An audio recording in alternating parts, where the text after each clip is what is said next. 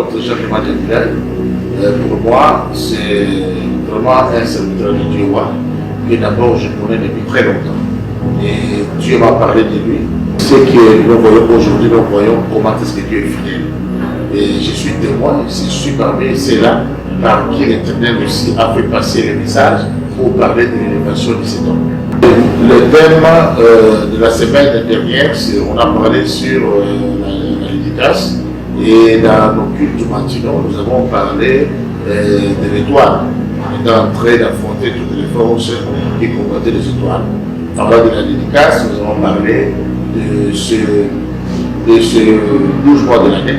On a parlé que les 12 mois de l'année correspondaient à 12 portes, correspondaient à 12 clés, correspondaient à 12 perles, correspondaient à 12 étoiles. Et on a parlé de la dédicace, la valeur spirituelle de la dédicace. On devait arracher les mois, parce que nos calendriers ont été dédiés à des forces occultes dans l'époque, depuis les calendriers grégoriens et romains, des empereurs anciens aussi. On devait les récupérer et bénir les années à Dieu. Parce que Dieu bénit les années, il bénit les séjours. Donc on est en train de travailler là-dessus parce que chaque année correspond à une bénédiction et Dieu dans ses réalisations. Il réalise des choses par rapport aux années, par rapport au temps. Il agit dans l'ordre du temps et de l'espace. C'est pourquoi on a travaillé dans le dédicace, on a touché le point du temps, on a essayé d'apporter un message là-dessus. Mais pour ces dernières semaines, là on parlait de l'étoile. Chaque homme est une étoile, chaque homme avait une étoile. Et dans chaque étoile, il y a les données de la destinée qui est dedans. Et on a essayé d'évoluer là-dessus pour expliquer les valeurs qu'il y avait dans l'étoile, comment est-ce que l'étoile peut être suivie par les chasseurs d'étoiles, comment est-ce que l'étoile peut être combattue et comment faire pour libérer son étoile, tirer son étoile de sa prison.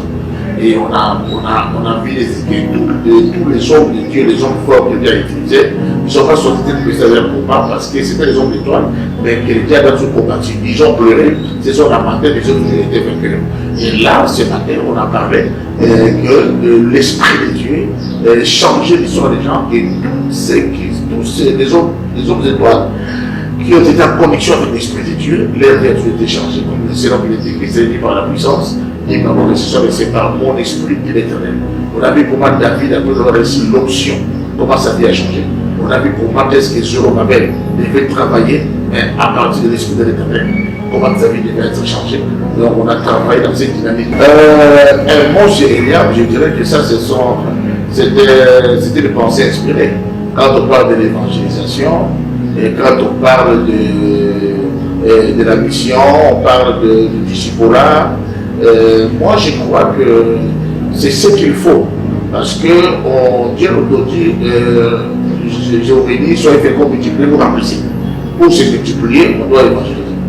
On doit remplir, on doit former, on doit avoir des disciples qui doivent travailler dans les champs d'évangélisation. Il faut qu'on puisse avoir la mission. Et dans la mission, on doit s'ouvrir, on doit se déployer partout. Dans le pays, dans le continent, pourquoi pas dans le monde.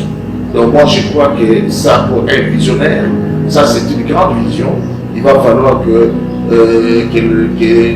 tout membre de la NCD puisse avoir ça comme clé, comme pensée maîtresse de l'année. C'est alors que les choses vont devoir s'accomplir soutenant l'apôtre à ce sens. Parce que la Bible dit, les trônes sortaient des éclairs, les trônes sortaient des voix. Parce que là où il y a le trône de l'idée, il doit avoir des éclairs qui illuminent les pensées, il doit avoir le voile. Il y avait même des trônes sortaient de la tombe du tonnerre. Nous avons sur le tonnerre, il y a une voix qui doit tonner et que le peuple se mette dans cette voie et marcher vers l'accomplissement de la vision que le Seigneur a donnée à son serviteur. Donc moi, je suis vraiment derrière cette vision et j'appuie. Et je dis que c'est vraiment la vision qu'il fallait pour cette année 2022. Que Dieu vous bénisse.